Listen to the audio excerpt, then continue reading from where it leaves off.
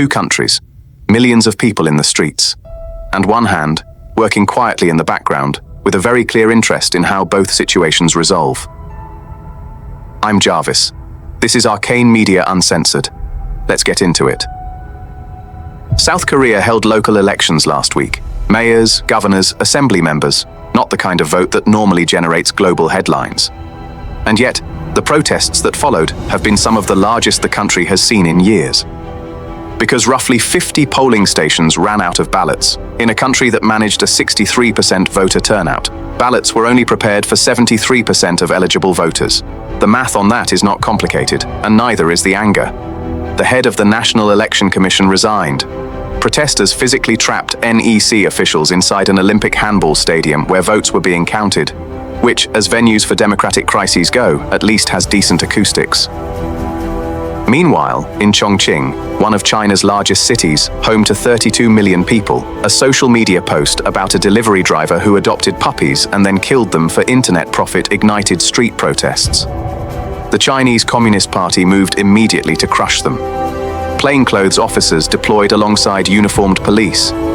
Black umbrellas went up to block cameras. Citizens were ordered to stop recording. Food delivery workers were escorted out of the area, leaving residents both politically outraged and, notably, without their dumplings. Here is why both of these stories matter, and why they matter together. South Korea is a treaty ally of the United States. 28,000 American troops are stationed there. It sits at the intersection of the US-China rivalry, the North Korean nuclear threat, and the Taiwan question. If China can tilt South Korean elections toward a government that is pro-Beijing and anti-American, the entire strategic geometry of the Pacific shifts. Taiwan notices. Japan notices. Washington notices. The Chongqing protests matter for a different reason. Authoritarian governments don't usually fall because of grand ideological confrontations. They crack over things that feel personal. A puppy killed for clicks. A job that doesn't exist. A system that protects the powerful and punishes everyone else. The CCP censored the word Chongqing on Chinese social media during the protests, not a political slogan, the name of their own city. When a government is afraid of its own geography, things are not going well. In the 2020 National Assembly election, same-day voting favored the Conservatives. But the electronic early votes, counted last, delivered a sweeping landslide to the Democratic Party, district after district. A former president of South Korea's top science university said publicly that the result was either divine intervention or it was rigged. The National Election Commission investigated itself and found nothing wrong. All requests for a recount were rejected. The 2022 presidential election followed a similar pattern. The Conservative candidate held a comfortable lead all through election day. Then, the early electronic votes were tallied, and his margin collapsed to 0.73%, about 260,000 votes. He won, barely. The Democratic Party then used its assembly dominance to block his policies, attempted to impeach him or his officials 22 times, and pursued corruption charges against his wife.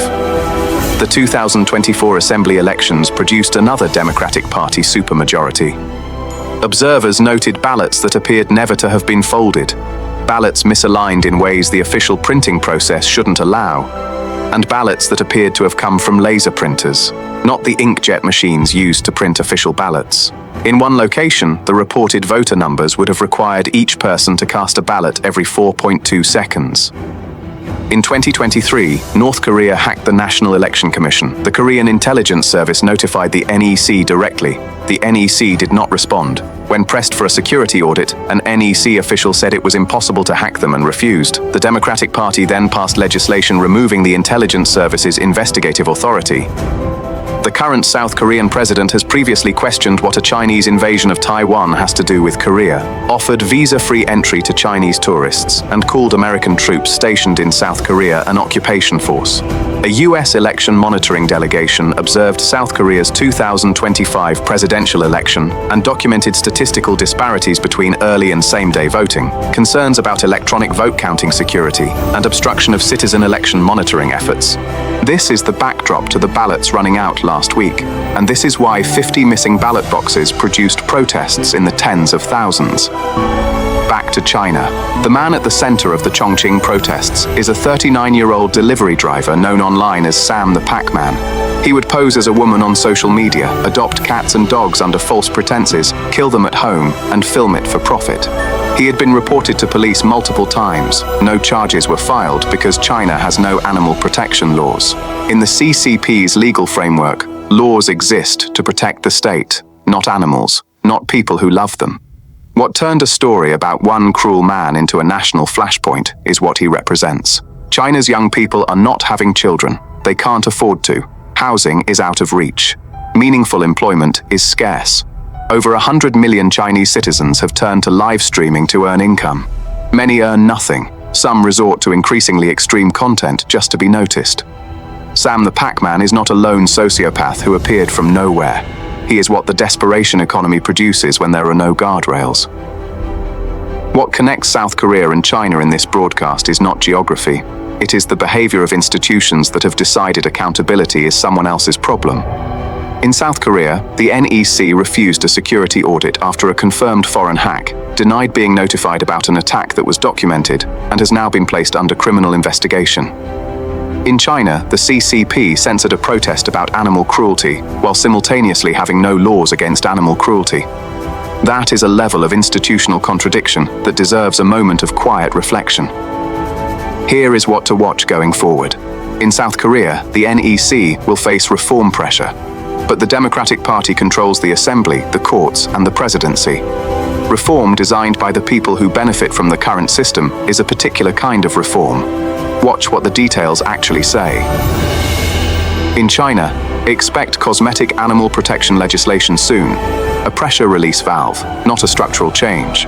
Watch youth unemployment numbers. They will tell you how many more Chongqings are being built right now. The CCP's interest in South Korea is not ideological, it is operational. A sole government that refuses to treat Chinese aggression toward Taiwan as a Korean concern, that reduces American military presence, that opens its doors to Chinese economic influence. That outcome is worth more to Beijing than almost any other move on the board. Two protests, two governments under pressure, one strategic hand visible in the background of both. Watch South Korea's election reform process. The details will tell you everything about intent. Watch China's youth employment figures. They will tell you how many more flashpoints are already in motion. Stay sharp, stay informed. This is Arcane Media Uncensored.